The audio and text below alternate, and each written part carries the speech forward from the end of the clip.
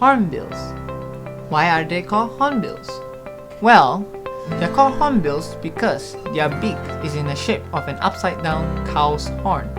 There are 9 different species of hornbills recorded in the Marapo Forest Complex, which are helmeted hornbill, white-crowned hornbill, wrinkled hornbill, rhinoceros hornbill, great hornbill, black hornbill, wreathed hornbill, bushy-crested hornbill, oriental pied hornbill.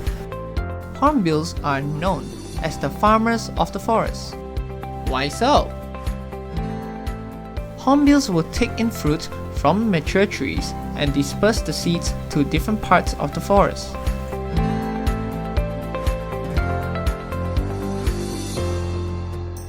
Hornbills do not make their own nests. Instead, they make it in tree hollows. But hornbills are now facing immediate extinction threats. Poachers, deforestation,